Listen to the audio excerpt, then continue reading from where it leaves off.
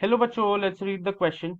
So the question says, how many numbers can be formed with the digits 2, 3, 4, 5, 3, 2 so that odd digits occupy the odd places? की concept जो मैं यहाँ पे use करने वाला हूँ, की concept वो है बच्चों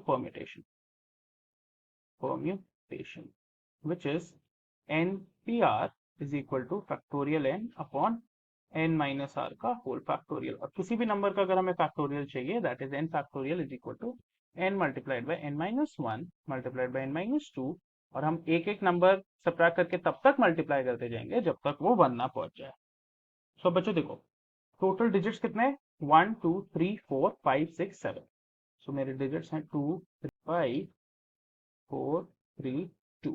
7 डिजिट्स हैं। These are total 7 digits. मतलब 7 प्लेसेस चाहिए। 1 2 3 4 5 6। अब ऑड कौन कौन से ऑड प्लेसेस में आना चाहिए? तो मान लो यहाँ पे 3, मतलब कोई भी ऑड नंबर आए तो इसको 3 नहीं लिखते हैं, क्योंकि यहाँ पे तो हमारे परम्यूटेशंस बनेंगे। तो यहाँ पे मान लो ऑड, यहाँ पे भी ऑड, यहाँ पे भी ऑड और यहाँ पे भी ऑड। तो 4 प्लेसेस पे ऑड आ रहा है, यहाँ पे लिख देता हूँ 4 प्लेसेस में ऑड आ रहा है। मतलब 3 प्लेसेस पे बच्चों इवन आ जाएगा और 3 प्लेसेस पे आएगा मेरा इवन नंबर या इवन डिजिट। तो देखो, पहले तो इन इवन डिजिट्स को हम कुछ लगाते हैं। पहले तो देखो, और कोई नंबर रिपीट हो रहा है, कोई डिजिट रिपीट हो रहा है? यस। तो मेरे पास दो तो तीन है, मतलब 2 3s हैं एंड 2 4s हैं and I have 2 2s as well. तो अब इसमें से ऑड कौन सा है? सिर्फ 3। बच्चों मेरी 4 ऑड की प्लेसेस हैं और 4 ही डिजिट्स हैं। तो 4, क्योंकि एक डिजिट 3 है, एक डिजिट 5 है, एक डिजिट 3 है, पर 3 डिजिट है, 4 प्लेसेस चाहिए।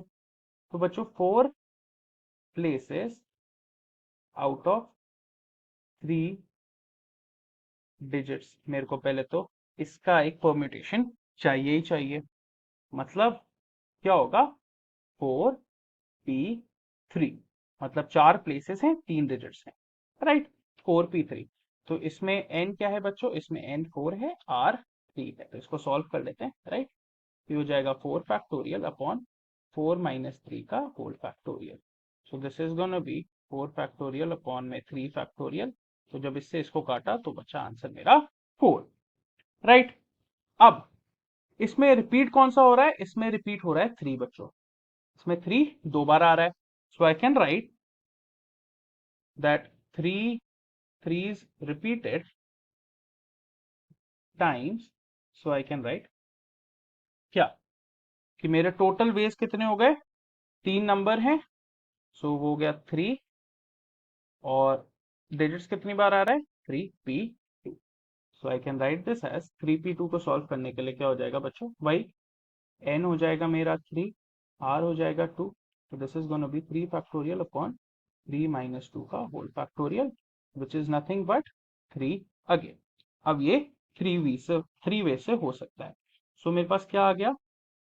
Total ways in which odd occupies odd places, odd occupies odd places। ये कितना हो गया? 4 multiplied by 3, that is 12 ways। but the question is not over yet। अब जो 4 मेरे रिमेनिंग डिजिट बचे, उसमें से भी इवन जो है 2 4 4 और 2, ये तो दो दो बार रिपीट हो रहे हैं। मतलब दो दो बार रिपीट हो रहा है और 4 दो बार अगेन रिपीट हो रहा है।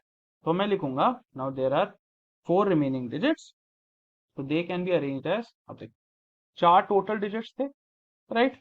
तो वो तो 4 तरीकों से अरेंज हो सकते हैं। डिवाइडेड बाय 2p2, जो दो बार रिपीट हो रहा है, मतलब 2 2s हैं, मल्टीप्लाइड बाय जो 4 दो बार रिपीट हो रहा है, जो 2 4s हैं।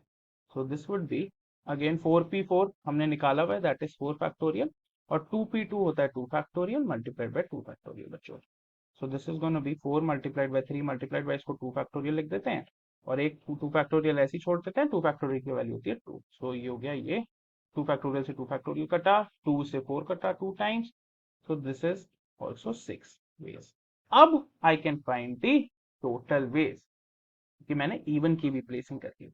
सो टोटल वेज हो जाएंगे बच्चों क्या, 12 वेज जो ऑड की प्लेसिंग है और 6 वेज जो इवन की है। सो देर आर 72 वेज और numbers.